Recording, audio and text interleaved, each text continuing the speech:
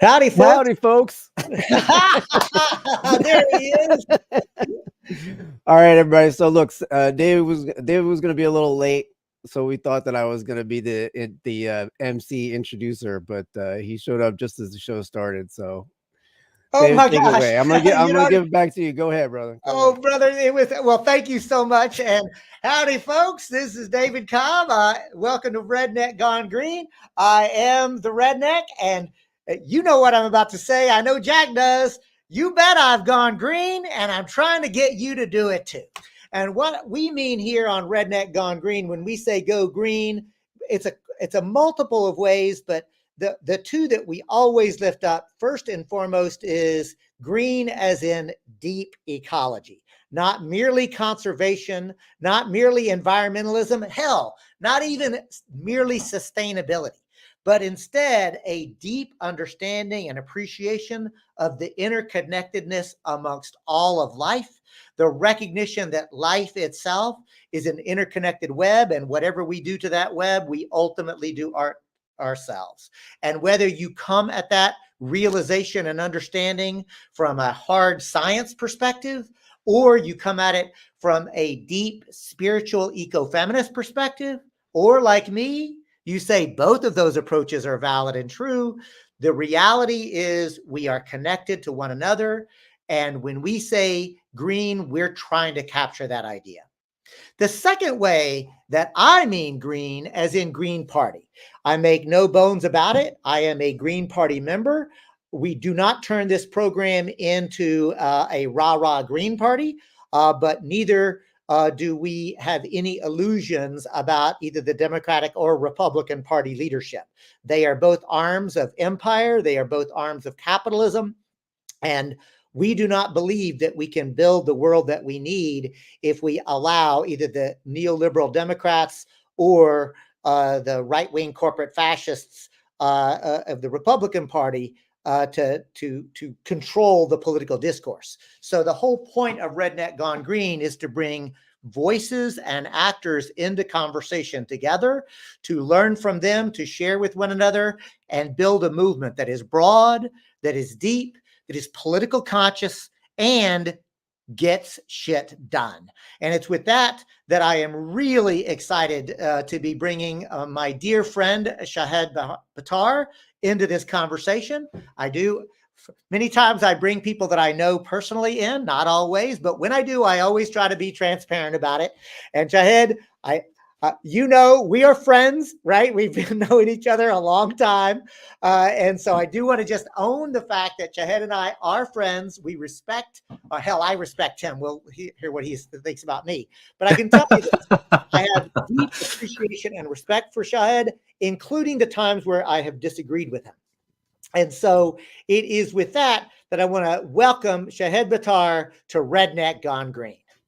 It's great to be with you, David. Thank you so much for having me on, and you, Jackrabbit, as well. It's great to be with you all. So y'all, and I see already many of our very frequent participants are already talking to each other. I do want to just say, Kelly, a special welcome to you.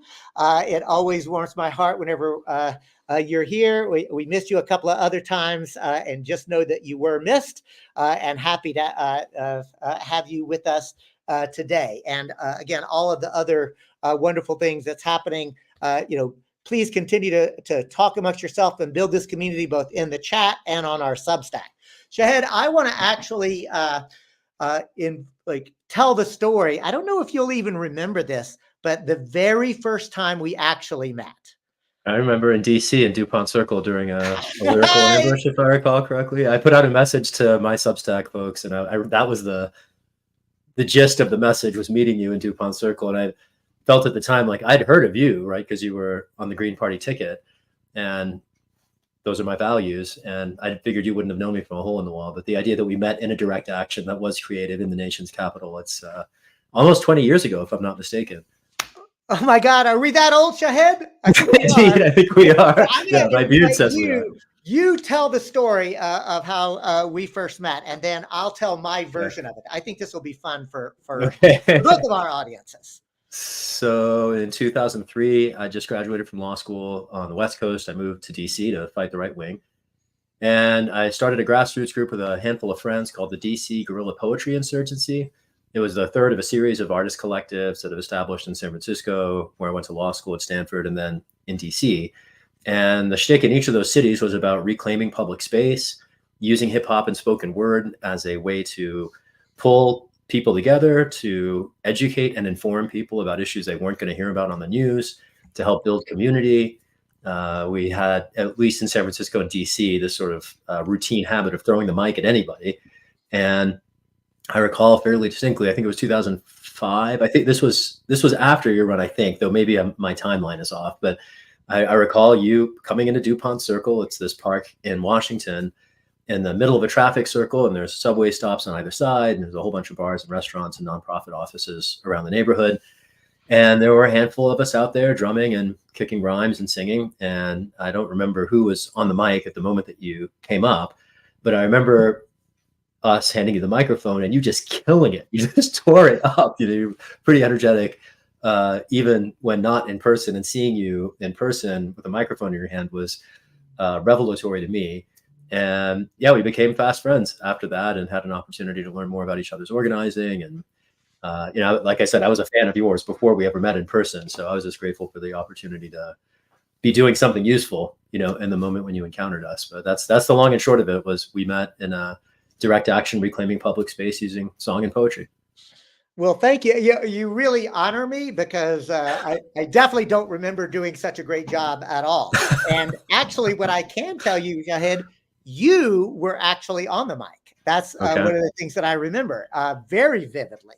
And I think, like, I'll just tell folks and remind you, if like, I was in DC literally as part of a formation called the Independent Progressive Politics Network, the old IPPN, which was a grouping of folks who were doing genuinely independent progressive political politics, hence IPPN.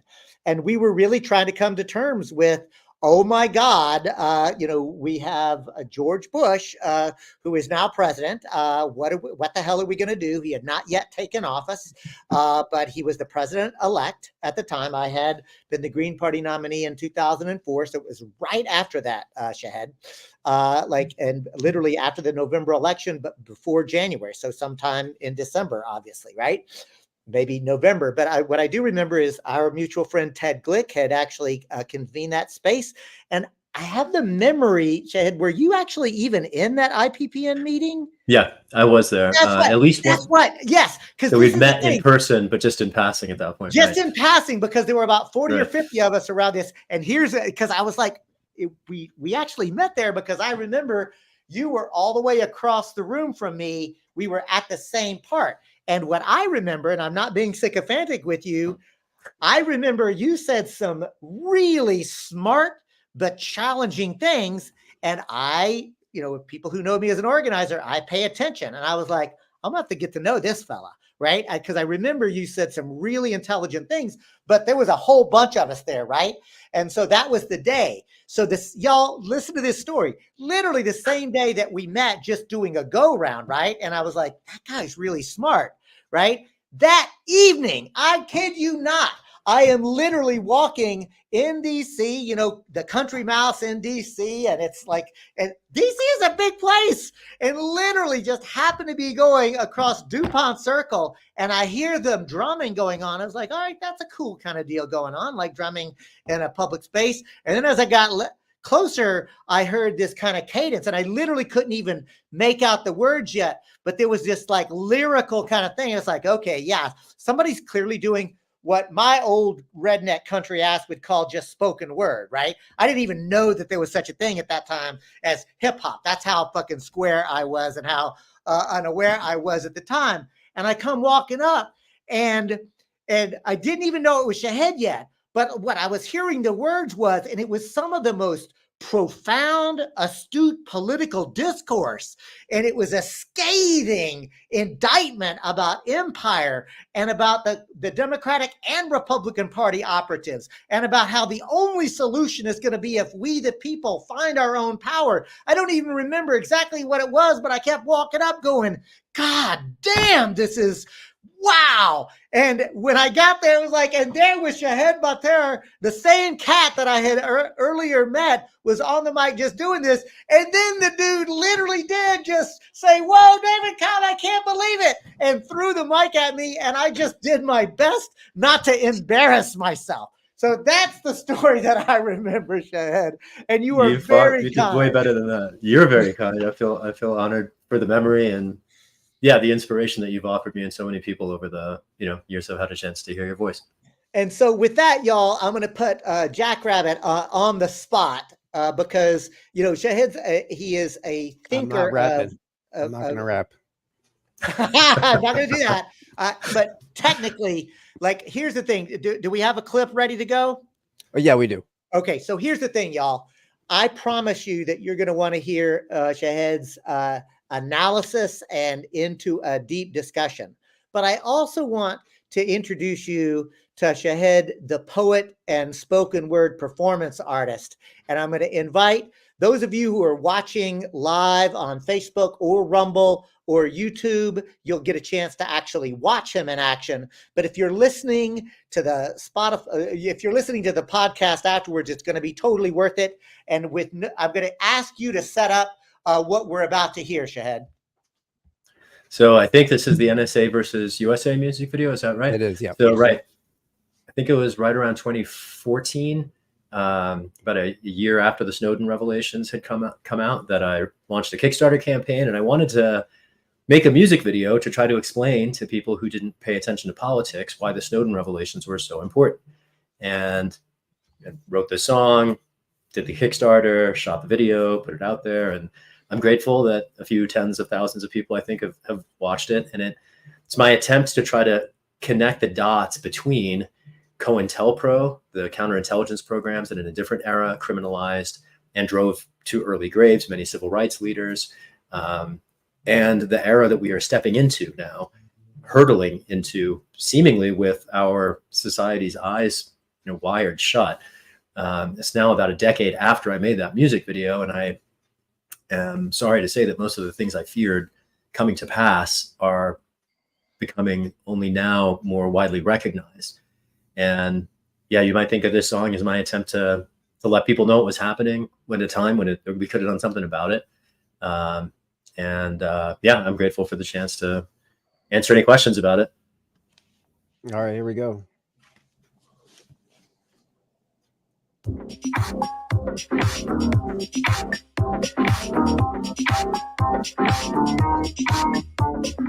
The NSA breaks the law every day. It doesn't matter who you are or what you say. They monitor your phone calls and emails anyway. Corrupt Congress and courts paving the way. There's a lesson you'll learn someday.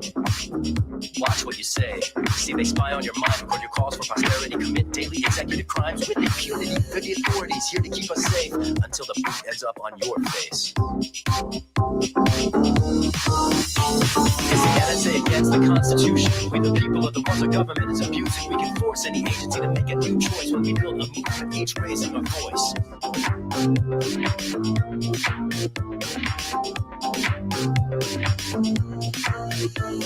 They lie about the origins of the evidence. They lie about the numbers of Americans watched. Immense too large for them to calculate, they cite. A self-serving lie by the government side.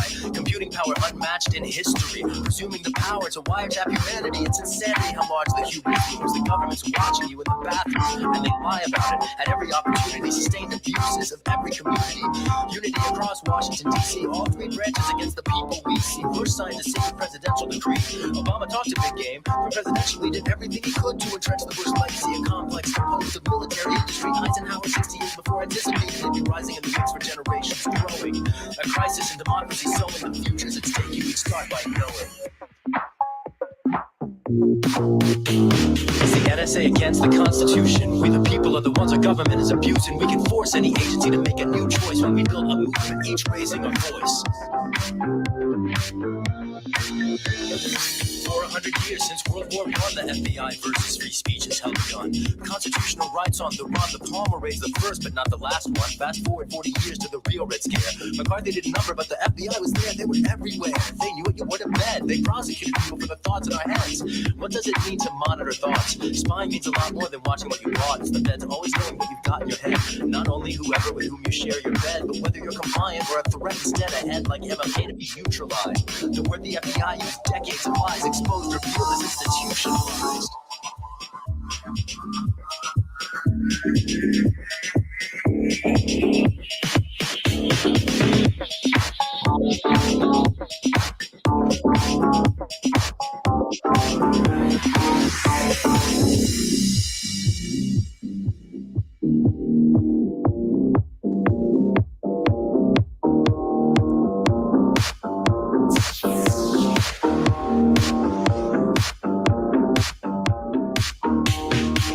Trying to drive Reverend King to suicide. No one even knows how Brother Malcolm died. Fred Hampton killed in his own house inside. The feds bombed Earth activist Judy Berry and lied. And those lies go all the way up the chain of command.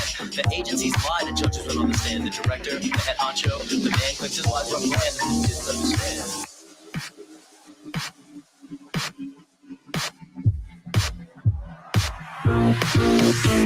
Is the agencies against the Constitution? We the people are the one the government is abusing. We can force any acronym to make a new choice when we build a movement, each raising a voice.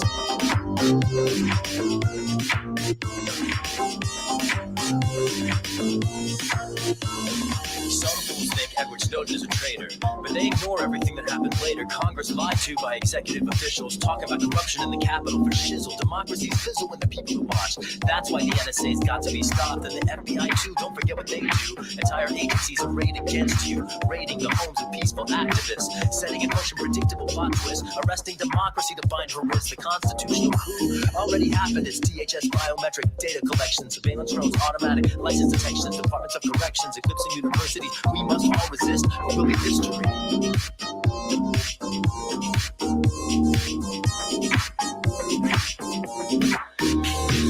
Agencies against we the people. Don't stoop, don't grovel to no government steeple. We can force anybody to make a new choice when we build a movement, each raising a voice.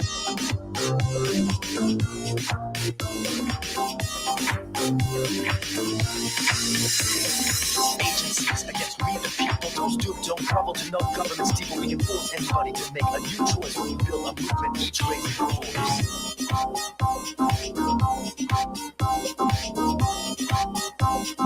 Build a movement by raising your voice.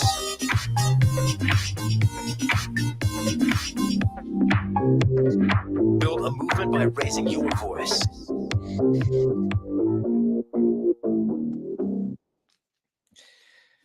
Build up a movement by raising your voice. Y'all, I told you, as the kids say, that shit slaps, yo. I mean, I think I did that right, the old redneck, right? But I'm telling you, You're the Shahid, strike zone, yeah. yeah, right. I mean, like, that was amazing. And it was like, for real, like, I was moving, I was grooving. I'm a 61-year-old white redneck out of rural Texas, and I was into that, right? So the music alone is inspiring. It's upbeat. It's phenomenal art. But Shahid, you literally, like, I'm not being sycophantic with you. Like, you literally gave a master class in civil liberties and a historic arc on the offense that the federal government, especially in that era of a very short amount of time.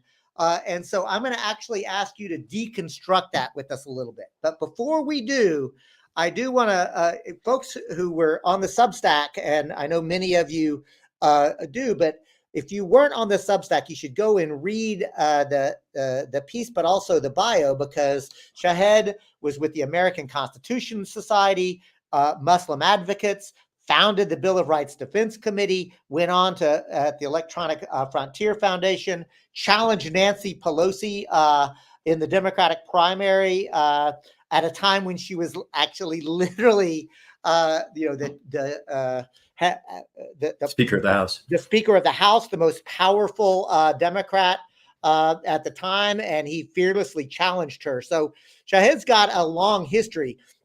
So Shahid, to answer, like, to start walking us through the libretto, right? Because I agree with Jack. I don't know if you caught, but like we got to get some captions on this. Like this is, it's coming so fast and there's so much there. We need captions and then footnotes because you literally laid it out. So I'm going to ask you, walk us through some of the chronology of what you were bringing in rapid fire staccato. Yeah, I do actually have a set of annotated lyrics somewhere online with links to background articles. So I did sort of try to add footnotes to the lyrics, and I love the idea of trying to embed that in the video somehow. You sort of struck the nerve when you described it as a historical arc, as trying to explain history to people who maybe either forgot it or didn't have a chance to learn it in the first place. And where the history really starts for the narrative that this song unpacks is with the American Revolution and the commitment in the Bill of Rights to guard particular individual rights in the service of defending democracy. And the very first of those amendments was the first. And there's a theory explored by a NYU law professor, Burt Newborn. I think his book's called Madison's Music. And if you break down the 5 discrete rights that are protected in the First Amendment, they all sort of serve, and they are the right to speech, which is to say the right to belief, the right to organize, assemble, the right to publish your beliefs, the right to petition the government for redress of grievances, and the rights of the press to spread arguments. And all of them are basically political process rights. And while they're individual rights, they are democracy protecting rights. That was the vision of the First Amendment. And in spite of that, at more or less every era in our nation's history, we have betrayed those rights relentlessly and largely unapologetically. And the abuses of them in some respects has gotten worse, or at least more pervasive.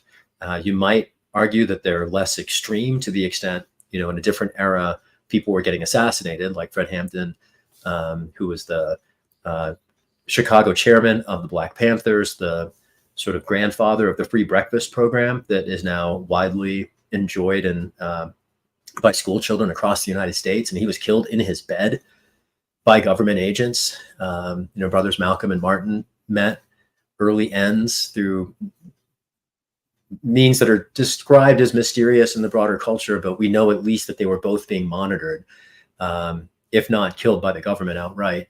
And that's the backstory for a more contemporary narrative that I think people also overlook, which is that Democrats and Republicans alike in the White House have, without any accountability, doubled down on abuses of not just the First Amendment, but the Fourth Amendment too, that at one point was supposed to be protection from unreasonable searches and seizures.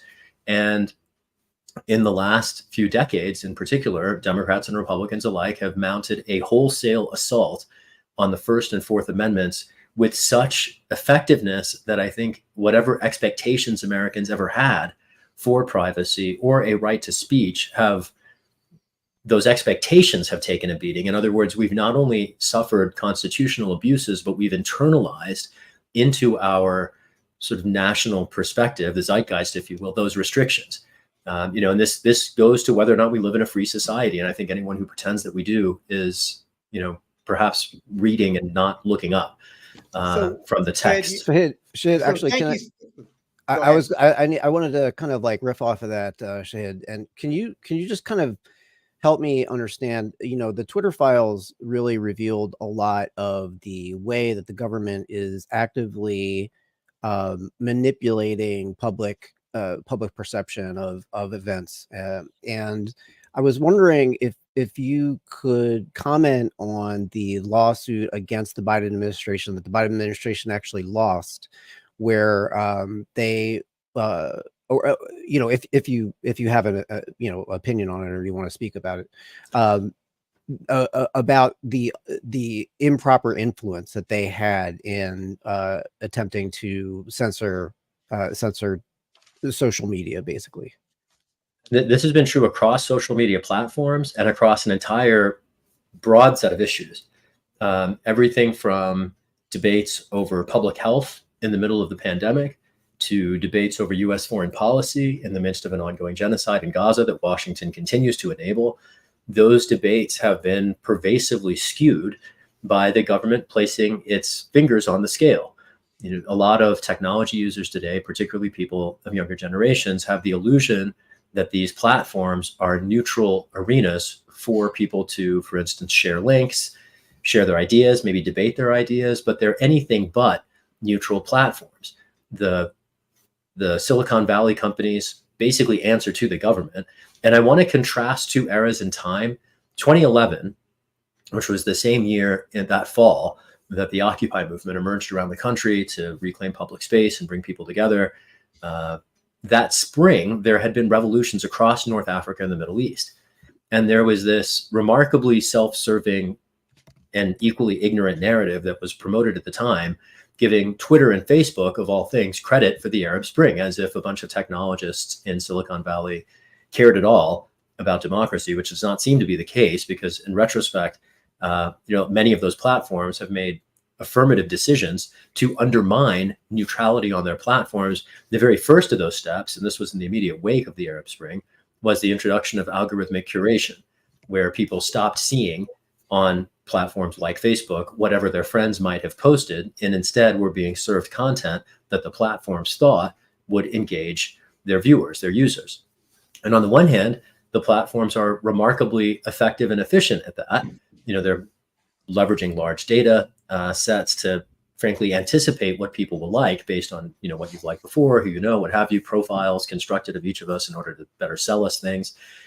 And after algorithmic curation, you had a whole other set of maneuvers taken. The ones I'd want to focus on in response to your question were DHS, disinformation experts, flagging particular ideas as ones that the social media companies were invited and ultimately did intentionally and very effectively suppress. And nothing could be more un-American if you were to use, whatever American meant at the time that the Bill of Rights was founded. These are plays straight out of the authoritarian playbook, and Silicon Valley predictably went right along with it. Authoritarianism tends to be good for business. And in this case, we're seeing one way in which business has been really good for authoritarianism. And the loss of neutral spaces to have debates that are unsullied by the government's finger on the scale is one dimension of this constitutional crisis. The fact that so many people have internalized a lack of privacy and don't even expect to be able to have private conversations anymore is a whole other dimension. The privacy, the reason it's constitutionally significant is because it's with behind closed doors that people are able to make decisions unfettered by the government. People often forget that the reproductive rights cases, that Eisenstapper's, Roe, these were cases that guaranteed freedom of choice in reproductive planning decisions based on a right to privacy. Privacy is sort of like the gateway drug for rights. It's the right that can protect so many others, whether it's reproductive rights, whether it's speech, freedom of conscience. And having lost privacy, having embraced effectively government omniscience, we have unfortunately leaned into the punch of authoritarianism that frankly the world has seen before. We should be smart enough to recognize and see coming. And one of the things that really continues to disappoint me more and more with every passing day is how we ultimately live in the United States of ignorance. And so many Americans either never learned this history or just don't think about it enough to connect it to current events. And I see the loss of privacy, the rise of government censorship, and short of censorship, and this is useful to distinguish, a lot of people think of censorship as the government saying you can't read this book, and that is 1.0 censorship. But to, for instance, deprecate particular social media accounts so that they're less visible because the government isn't favorable to the speech of the speaker, that's no less problematic. And, I've been a target of that sort of intervention myself as a voice that was challenging corporate and government power run amok. And it amazes me that more Americans, I should say, don't recognize the world that we are unfortunately living in. As I watched that video, the two things that jumped out at me the most first were how much younger I looked. I still had a black beard and a lot shorter hair. And the second was how hopeful I was at the time that anybody would care. I remember doing that banner drop that's depicted in the video where we were outside the NSA headquarters with a banner over a highway overpass saying, "Save America, close the NSA." And it's amazing how from that moment in time when I met people from all over the country who were inspired by Edward Snowden, who recognized what was at stake, who did mobilize, in the various ways that they could.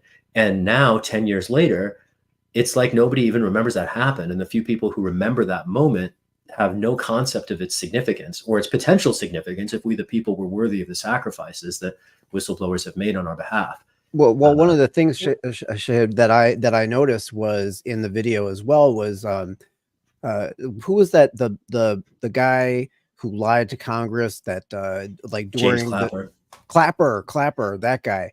I mean, he is an analyst that's paid by CNN. I was arrested in the Senate in 2015 for trying to ask him a question a year after we produced this video. In fact, one of the people who appears in it, she at the time was working for Code Pink, if I'm not mistaken, and went on to Amnesty International. She let me know that Clapper was testifying. This was before a committee, the Senate Armed Services Committee, if I recall correctly. It was being chaired by the late John McCain. And I went down to Capitol Hill. I wanted to get Clapper on the record explaining why he lied to Congress in 2013 when he was asked a direct question by Ron Wyden, senator from Oregon, about does the NSA monitor millions of Americans? And James Clapper, under oath, said no. And then a young whistleblower from the agencies came forward a few months later and said, revealed to the world that, in fact, the NSA is spying on much more than millions of Americans. And I wanted to get Clapper just to explain why he was never subjected to prosecution, as are the rest of us, for vastly less serious offenses. And I tried to ask the question after the hearing was over, like any reporter would do. I was ready to get his quote and include it in an article I was writing. And I walked out of that room in handcuffs while the constitutional criminal had an entourage and a pension. And as you noted today, he's spreading his own, whatever brand of information or disinformation you want to describe coming out of his mouth on television networks and getting paid for it. And this idea that lies myself. And that's a fair way to put it. I mean, the only, how do I put it? Lies almost seems too charitable, because lies are things that people construct usually to promote themselves or defend themselves. But these are constructed. I think mis and disinformation might be stronger insofar as, he does this stuff and people like him for a reason.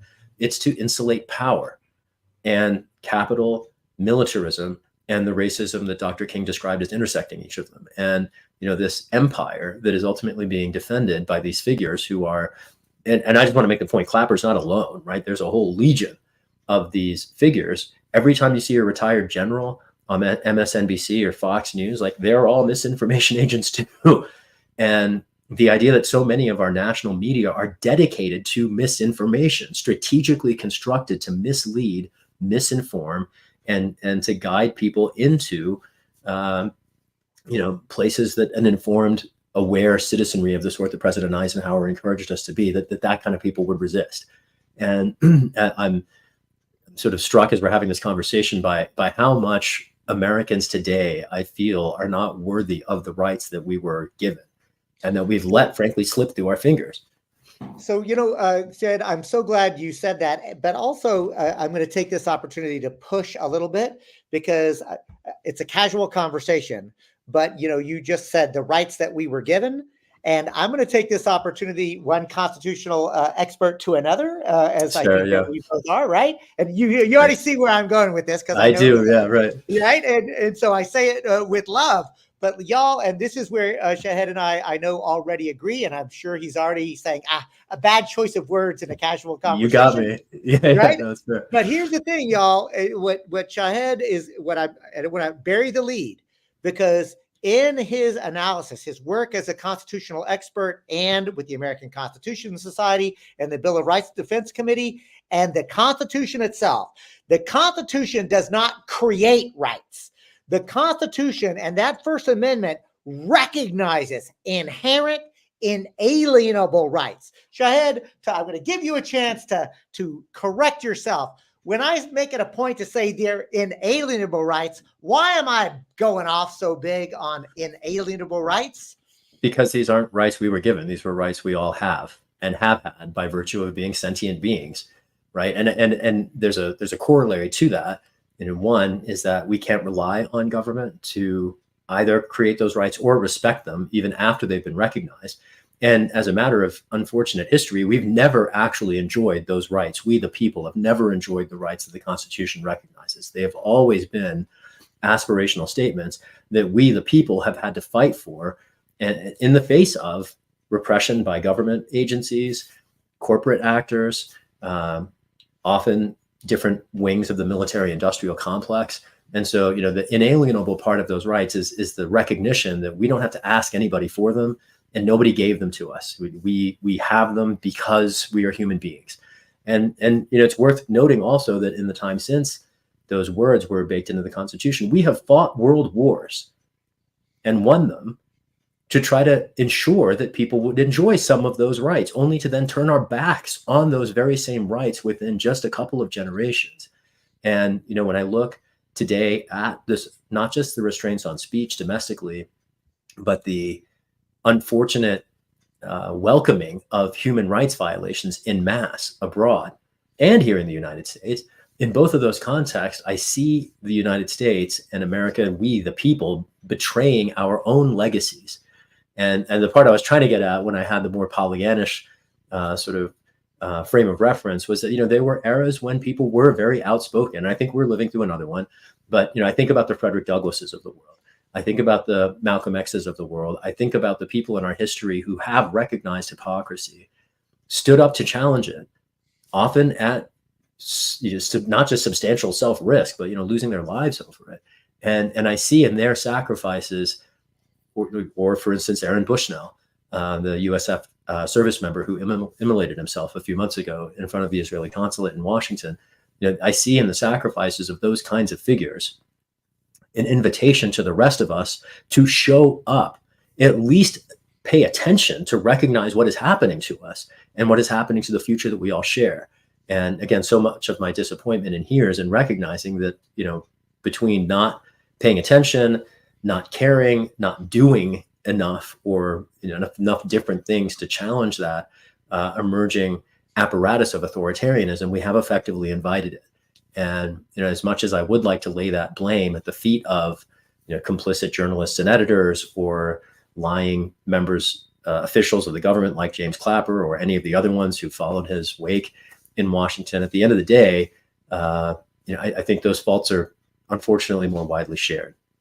And I appreciate the willingness to actually call it out, but also to acknowledge the fact that as the quote American people, we have allowed that shit. Like, let's just be really clear. We the people are hallowed words in this country, and they're evoked and used, or at least they used to be when I was coming up.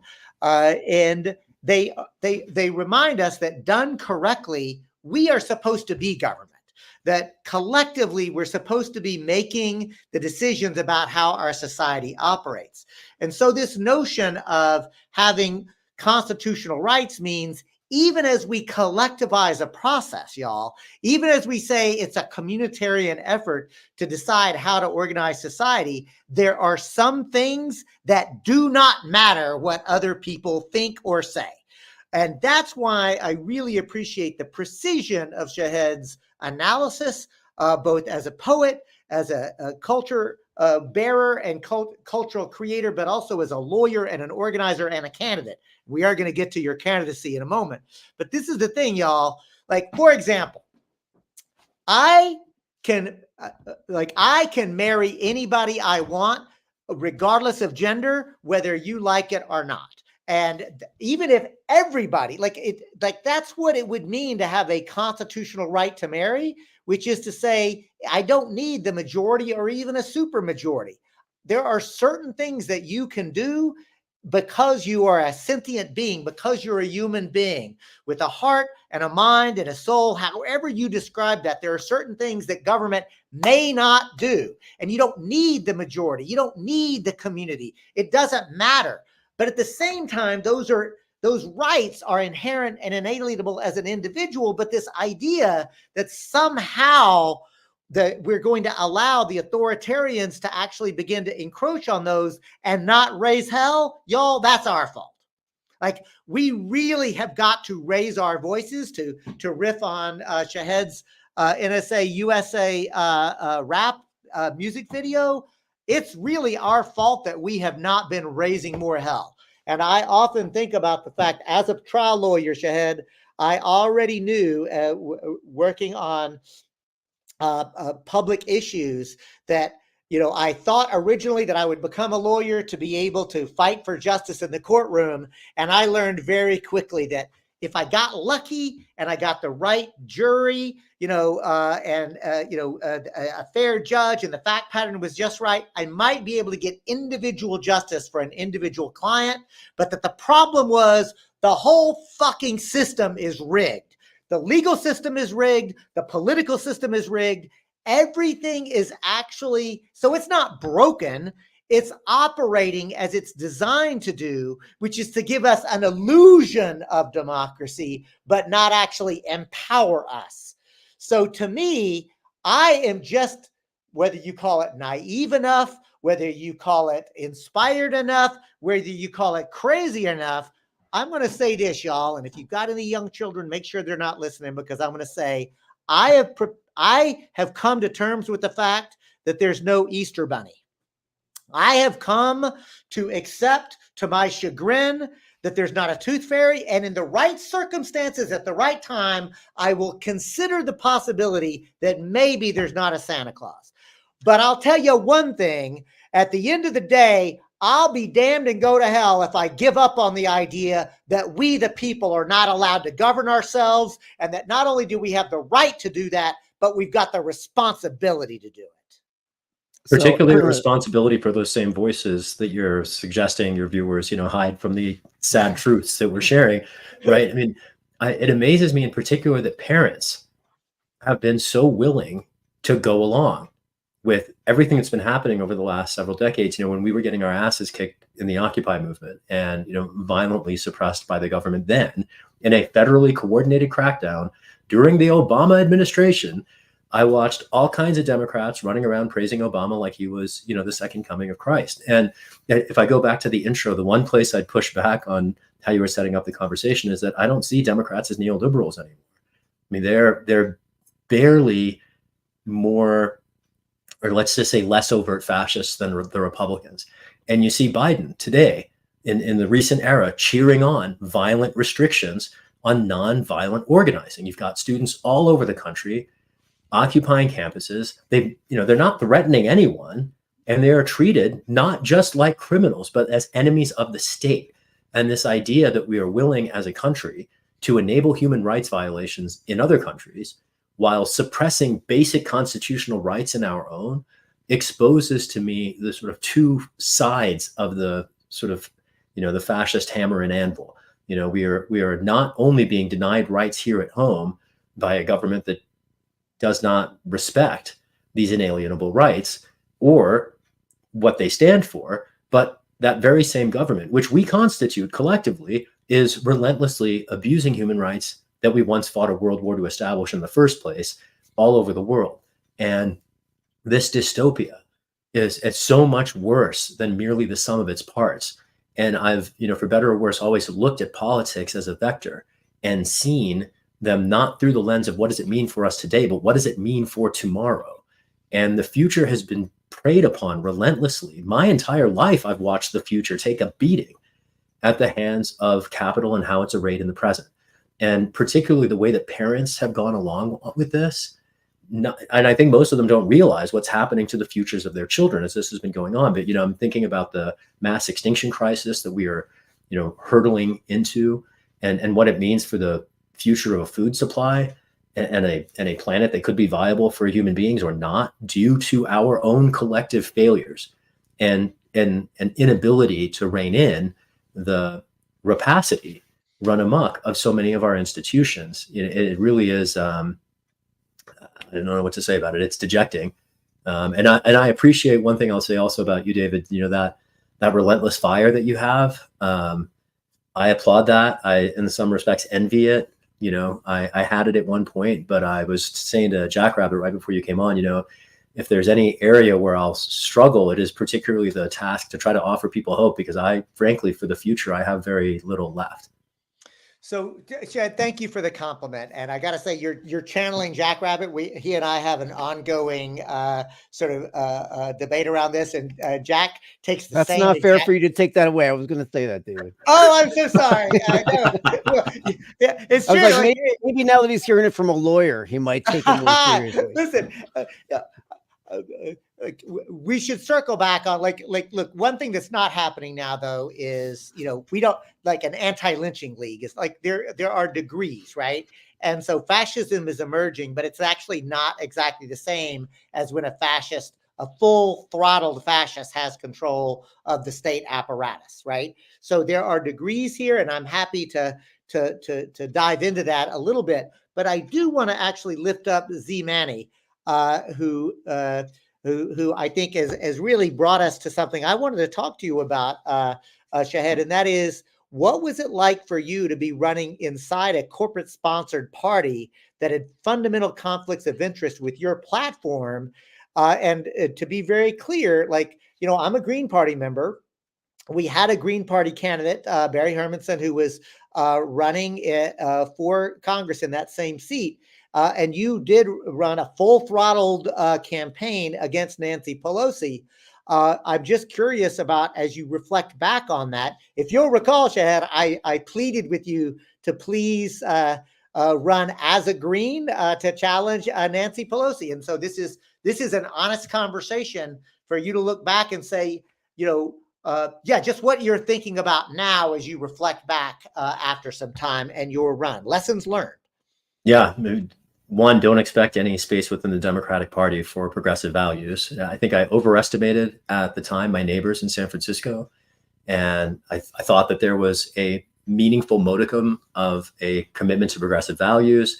I recognized the way in which the then Speaker of the House, Nancy Pelosi, had co-opted that city and the mountain of capital that has grown within it in the service of ultimately right-wing neoliberal militarism.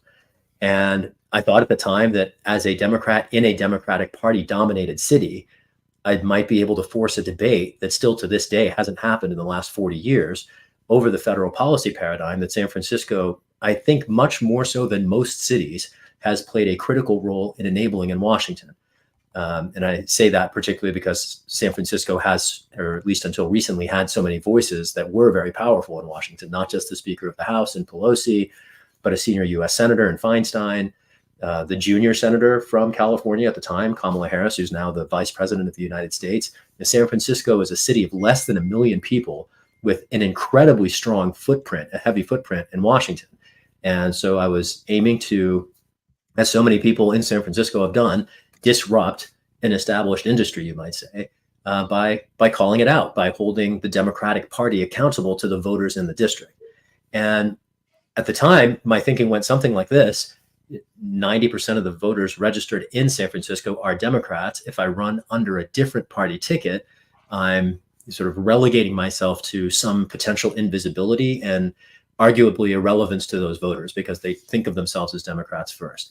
In retrospect, and I should lay this out in terms of the timeline, I ran in 3 successive cycles. In 2018, I ran for Congress in the same year that Representative Alexandria Ocasio-Cortez did for the first time. I got 1,000 more votes than she did. Her, I think 17,000 was enough to go to Congress. I won 16,000. That sent me back to the drawing board for the 2020 cycle. When I won the jungle primary, we have a top 2 primary system in California, which gave me the opportunity to challenge Pelosi in the general election in November 2020. It wasn't just the primary. And I wonder if, as a Green Party candidate, I would have had a chance to win the primary. It's not clear to me, even in retrospect. And that's a reflection not in any way of the party's values, but simply it's the extent to which many, not just San Franciscans, but Americans have not yet seen fit to demonstrate the independence to defect from the Democratic Party, right? It was sort of a concession to the lack of independence and insight among my neighbors. That's sort of what drove me to run as a Democrat. And once I was in the general election, I frankly was feeling the wind at my back. As the first candidate in a generation, 2 generations to reach that stage.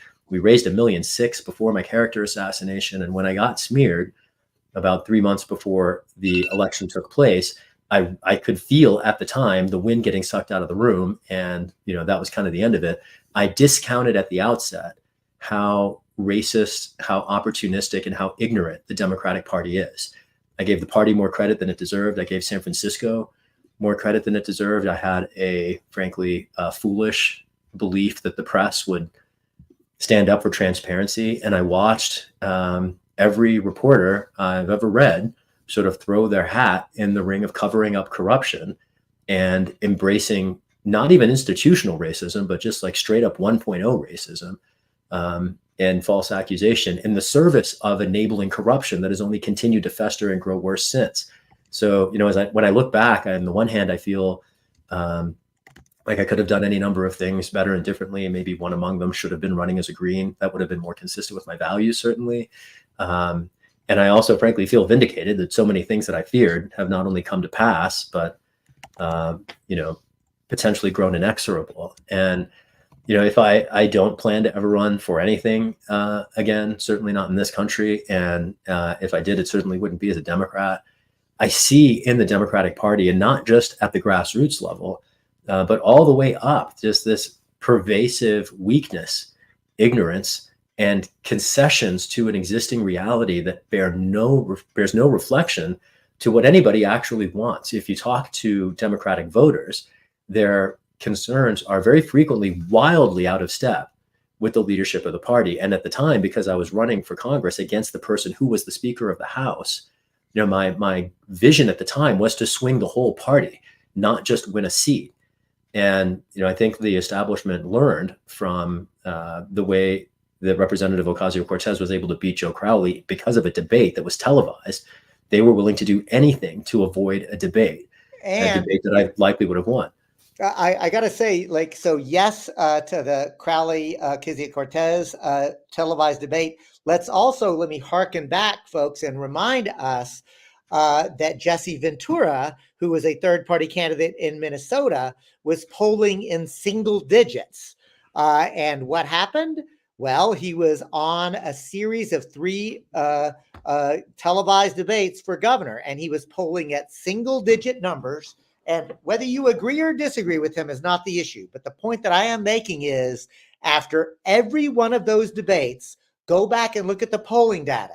And literally, he doubled every single time people just heard straight talk about issues that actually made sense and was not the pablum that the leadership of the Democratic and Republican Party just sort of say, the platitudes and the bullshit that everybody knows are just basically lies, right?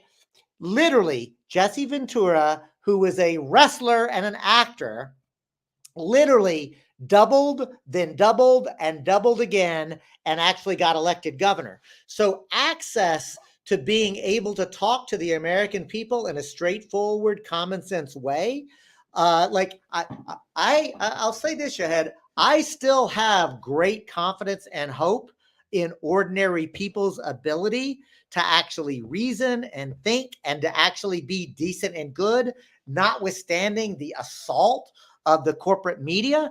And in fact, Jack knows this. Sometimes I tell it this way. It goes like this. It depends on what side of the bed I get up on, right? Because some days I get up and I am absolutely crestfallen and dejected and filled with cynicism. And other days I get up and I am filled with hope and optimism. And it goes like this. Some days I get up and realize, oh my God, there is literally $1 billion, with a B, $1 billion that is spent every year ensuring that voices of common sense, decency, love, and compassion never see the light of day in this society. And there is just absolutely no way that we can win. Other days I get up. Can I interject there really quick? Yeah, I just want to interject that you're not just any casual observer of that dynamic. I mean, you were arrested in my home city of St. Louis, if I recall correctly, fighting for the right for people to hear one of those voices, right? When you were running yourself. So I just want to underline that is not just a cynicism born of a watching from the sidelines, but a cynicism born of experience. Well, thank you, Shahid. I like to say that, when I ran for office, both as Attorney General in Texas, pledging to use the office to revoke corporate charters, and then later as president, I always said, I'm running on my arrest record. I've been to jail for justice, and I reckon I'll probably go back. But and so thank you for the kind words. But I do want to come back, because other days I get up on the other side of the bed, and here's what I realize then.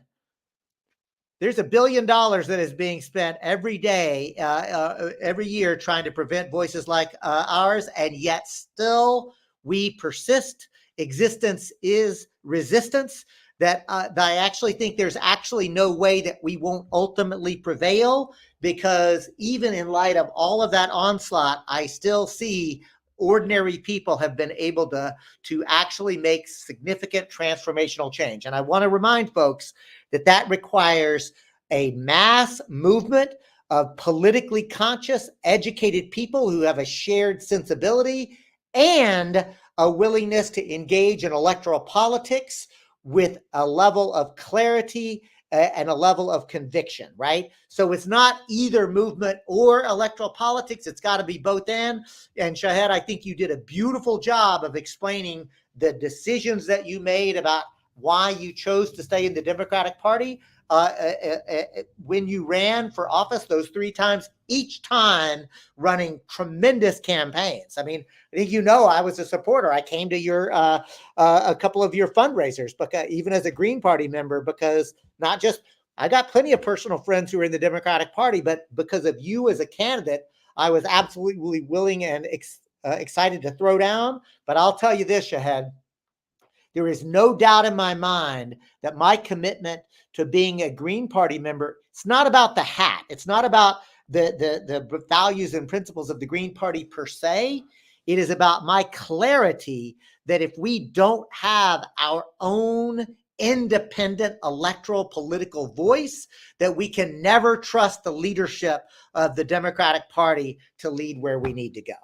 And you're absolutely right about that. And I learned the hard way that you're absolutely right about it. The one gloss I put there is it's not just the leadership we can't trust. Democratic Party voters are unfortunately complicit in establishing, entrenching, and insulating that leadership from meaningful challenges on their own behalf. I mean, that's the part that pains me, is to witness that it's not just the leadership. I wish it was just the leadership. We could replace them. Shahid, this hour has flown by. And I'm going to actually ask, will you come back? Because we didn't even begin the conversation. And I'm serious. Like this has been a phenomenal conversation. Awesome. I'd be honored to. And yeah, no, I agree. I'm surprised an hour went by. I thought we were still just getting started. Time with you has always flown by, though. That's from the first time I met you. I recall that. Right on. Well, folks, I want to thank you all. I want to thank Shahid Buttar for being a guest on Redneck Gone Green. I want to thank Jackrabbit Pollock for being the executive producer and my thought partner and dear and trusted friend. But most importantly, I want to thank you, the listener or viewer of Redneck Gone Green. Because whether you are watching us live on YouTube or Rumble or Facebook, whether you're watching on one of those platforms on a recording, or whether you're listening to us on our podcast, I want to remind you that this conversation, like everyone we have here, is, quote, unsanctioned conversation, end quote. The whole point of this program is to have real talk about what's actually happening and to challenge ourselves and each other about what is to be done. And that is a very clear and unapologetic reference to Vladimir Lenin. What is to be done? We are at a moment of historic import. The ecological collapse is not coming. It's here and getting worse. The economic crisis of capitalism is intensifying. We are no longer in late stage capitalism. This is really end stage. And what comes next is a dystopian nightmare. Fascism is absolutely here, but getting more explicit and rising. And what is to be done is literally the question that all of us should be asking, because I do believe that we are in a historic conjuncture. I do think that there is no longer time for us to transition peacefully and elegantly. I think there's going to be a crash, but there is still a chance to slow it down. And y'all, there is a difference between being in a crash at 100 miles an hour versus being in a crash at 20 miles an hour. So I am trying my best to slow the descent down a little bit, to shift what we can, and to build as many lifeboats as we can, confederate those lifeboats. I'm still fighting for what Karl Marx called the commanding heights, right? I'm not giving up on the idea of global revolution, that we restructure our society and return to the way we're supposed to live, which is peacefully, justly, and ecological sustainably with not only other human beings, but with life itself. And with that, I want to thank you for joining us. Remember to like, thank, and subscribe. Stay with us. Keep on keeping on. Peace.